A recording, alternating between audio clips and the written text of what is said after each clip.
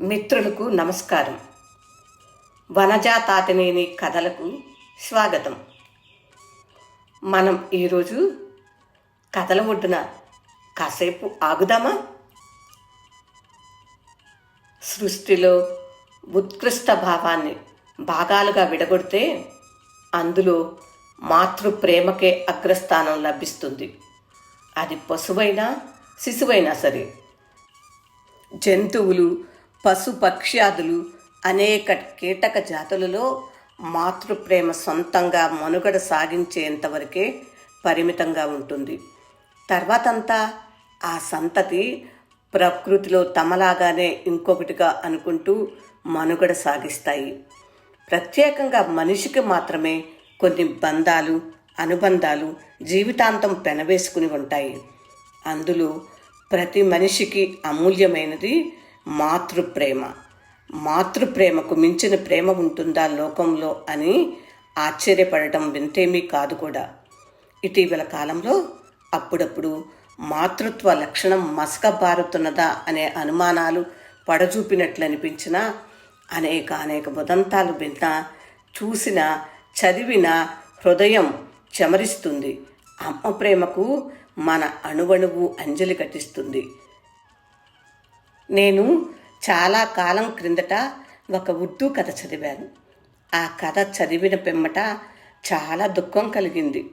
ఆ దుఃఖాన్ని అనుభవించడం ప్రతి మనిషికి చేతనవును కూడా. మరీ హృదయం అంత పాషాణం కాకపోయినట్లయితే. మనకు తల్లి లేదా అమ్మ అనే భావనే అపురూపం.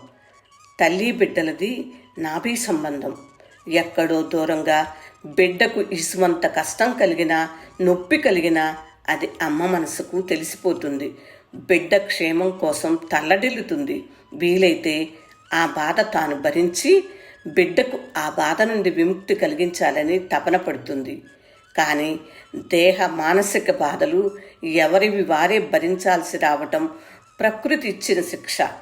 ఈ కథలో తల్లి అత్యంత సాధారణమైన తల్లి. ఆమెలో ఏ ప్రత్యేకతలు లేవు. అయితే మాత్రమేం, ఆమె నిరంతర ఆలోచన స్రవంతి కొడుకు చుట్టూనే, అతని బిడ్డల చుట్టూనే. ఏనాడు చిన్న ఆరోపణ కూడా చేయని ఆమె తల్లి ప్రేమ మనల్ని ఎక్కి ఏడ్పిస్తుంది. ఎన్నో ఏళ్ల తర్వాత తనను చూడవచ్చిన బిడ్డకు రాచమర్యాదలు జరిపించాలని, ఘనమైన అతిథి సత్కారాలు చేయాలని, అతనికి అతని బిడ్డలకు కానుకలను ఇవ్వాలని తపించిపోయింది. ఆ కొడుకుతో పాటు కథ చదువుతున్న మనం కూడా ఉద్విగ్నతకు గురవుతాం. కొడుకు పశ్చాత్తాపంతో మొదలైన కథ ముగింపుకొచ్చేసరికి అణువణువును కరిగించి కన్నీటి వర్షంలో తడిపేస్తుంది. ఒక స్త్రీ రచయితగా మరొక స్త్రీ అంతరంగ చిత్రణను అద్భుతంగా ఆవిష్కరించిన కథను అందరూ చదివి తీరాలనే ఆకాంక్షతో ఈ కథను పరిచయం చేస్తున్నాను. మనలో ఆవిరైపోతున్న మానవత్వ విలువలను మేల్కొల్పుతుంది కథ.